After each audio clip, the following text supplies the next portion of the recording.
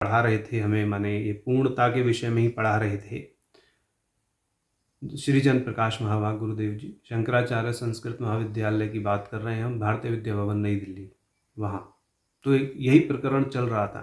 तो पूर्णता की बात हुई प्रारंभ, तो उन्होंने हमसे प्रश्न यह पूछा कि आपने लौकिक जगत में कोई ऐसा उदाहरण अपने संज्ञान में लाया है कि जिससे कोई चीज उत्पन्न हो, वह वस्तु भी पूर्ण रहे और उत्पन्न होने वाली वस्तु भी पूर्ण रहे। तो हमने बहुत सोचा, तो हमने कहा ऐसा तो कुछ भी समझ में नहीं आता। समुद्र से अगर एक बूंद जल भी निकालेंगे तो एक बूंद जल का क्षय तो समुद्र में माना ही जाएगा। तो और हमने बहुत सारे इस प्रकार के उदाहरण दिए, परंतु जो वो हमें समझाना चाह रहे थे उस समय हमारी बुद्धि में आ नहीं रहा था। तब उन्होंने अचानक ही एक बात बोली कि मैंने आपका जन्म हुआ? मैंने कहा हाँ जी हुआ। कहाँ से हुआ? कि माँ के गर्भ से हुआ। तो जिस क्षण आपका जन्म हुआ उस क्षण क्या आपकी माता के शरीर में कुछ ह्रास हुआ? कहा जी नहीं हुआ। क्या आपके शरीर में कुछ ह्रास हुआ? कहा जी नहीं हुआ। वो तो जैसा शरीर था यथावत गर्भ से बाहर आया होगा।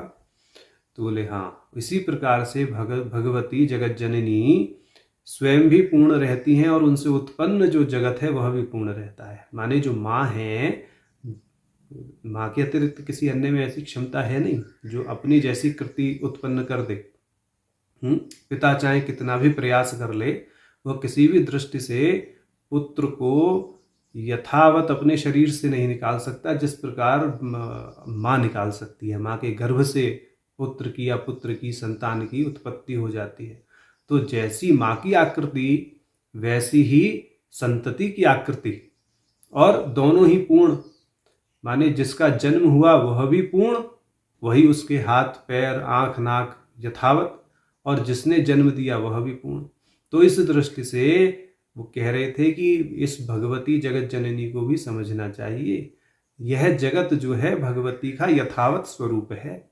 जैसे आपकी माता के शरीर से आपका शरीर निष्पन्न हो गया, आपके शरीर में और माँ के शरीर में लेश मात्र भी भेद नहीं है। लिंग आदि को छोड़ दीजिए, कर्मवश जो प्राप्त हुआ है, परंतु जो भगवती का स्वरूप है वही स्वरूप इस जगत का भी है। इस जगत की चिन्मयता को इस दृष्टि से समझ लो। तत्काल हमारी समझ में बैठ गया, हम तब से इस बात को भूले नहीं। और जब ये पूर्णा पद आता है तो हमें ये पूरा वृत्तांत भी याद आ जाता है। जब भी भगवती का हम सहस्रार्चन करते हैं और जब यह पूर्णा नाम भगवती का हमारे सामने आता है तो यही चीज़ हमारे दिमाग में एकदम स्फुटित हो जाती है।